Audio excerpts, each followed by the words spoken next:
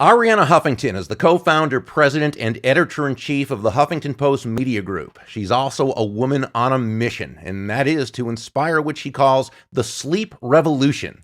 It also happens to be the title of her best-selling book, subtitled Transforming Your Life One Night at a Time, which debuted at number 2 on the New York Times bestsellers list, hopefully to hit the number 1 spot soon. And of course, we'll have a link to it in the show notes.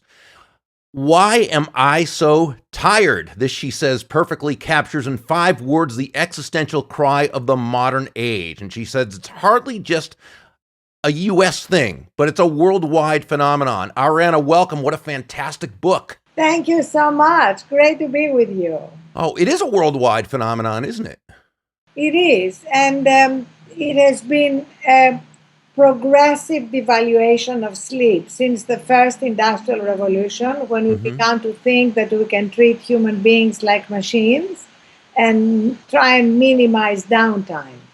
But now we have this amazing new science around sleep that makes it very clear that sleep is not optional, that it's non-negotiable, and that for the majority of us, unless you have a genetic mutation, which means you can do very well on very little sleep, for the rest of us, about 99% of us, we need 7 to 9 hours. Where we are in the spectrum is different, but you cannot train yourself to have a genetic mutation. Right. Now, in the earlier segment, I talked about your wake-up call, the crash on the desk, the broken jaw, the blood, and I'm so sorry that happened. And I also mentioned that your wake-up call was my vicarious wake-up call. After reading your number 1 bestseller, Thrive, sleep has taken on a whole new meaning in my life personally, and I thank you so much for that. But let me ask you, we talked about what happened. How did you feel? What was that emotional feeling you had when you woke up from this and said, hey, I might need to do something a little different? Well, first of all, I wasn't sure what was wrong. You know, when something like that happens, you go from doctor to doctor thinking you might have a brain tumor. But basically, the diagnosis was you have burnout, which is modern civilization's disease. And I knew I had to change the way I live. And the first and most important change was beginning to get enough sleep. For me, enough sleep is 8 hours. I didn't go immediately from 5 to 8. I actually started adding 30 minutes and then the way I felt the next day became like a magnet that drew me to want to do that. Because that's really one of the most amazing things, beyond the fact that sleep deprivation makes us more prone to every possible disease and impairs our productivity. It also makes us more moody, more reactive, really much less joyful in our lives. And that in itself is reason to want to course correct. You know, in preparation for this interview, I put out a question to all my Facebook friends and asked them, tell me your feelings about sleep. And what you just said is just really what they said. The most prevalent responses were, when they didn't get enough sleep, they were edgy, forgetful, less patient, cranky, shorter with people. And you talked about your friend from LinkedIn who said that when she gets her sleep, she's that really works for her, but when not, she's more emotional, less resilient, less focused, more impatient. Makes a lot of sense. So for the person who says, okay, Arianna, I get it. I'm reading the book, perfect sense. How do I get started? And you mentioned making sleep a family value. I love that. Yes, well, first of all, you have to change your mind about the importance of sleep, and then you have to change your habits.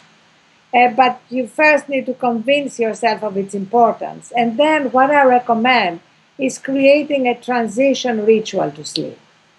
The way that anybody who is watching or listening who has children knows that you have a transition ritual for your children. You know, you don't just drop them in bed, you give them a bath, you sing them a lullaby. So I recommend that we pick a time. You can start with 5 minutes. Mine is now 30 minutes before you're going to turn off the lights, and turn off all your devices and gently escort them out of your bedroom. Get those devices out of there. They are a talisman, as you said, for staying awake and everything bad? Because there has to be a clear demarcation line between your day life and your recharging time when you're sleeping.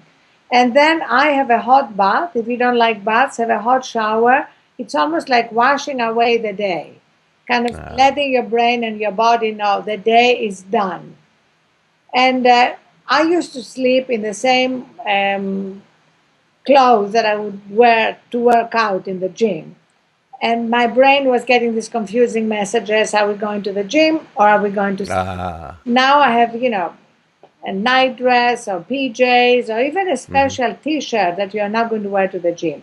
The key here is a little bit also to rekindle the romance with sleep so that when I get into bed, I only read physical books.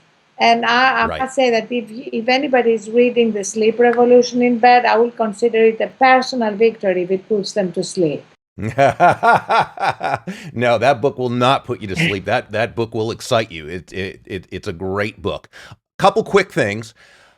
College students, your rite of passage has always been the all-nighter to study for the exam. Arianna says, don't do that. No, because we have the evidence now that if you pull an all-nighter, you perform as though you are drunk. That's the cognitive equivalent of being drunk. And you wouldn't be drunk before you take an exam. So when you have enough sleep, you are more likely to be able to retrieve the information that you have and be able to do much better at your exams. That's why we've done a college tour, over 100 colleges involved, to try and change awareness among college students around the importance of sleep, both for their grades and for their social life and for their mental health, because they are now finding that when you scratch anxiety, depression underneath, you find sleep deprivation. Okay.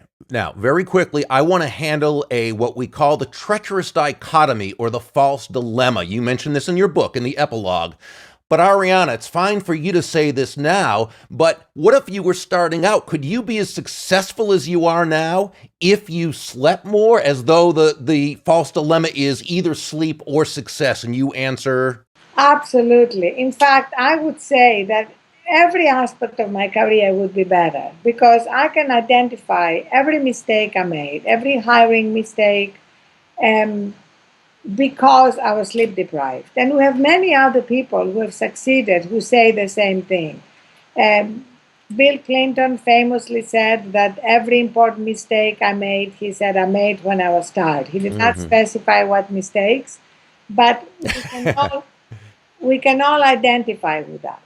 Yeah. Also, just look at what happens to our immune system when we're sleep deprived. It's suppressed. We are more likely to catch a cold, to get the flu, to get sick, which of course diminishes our productivity.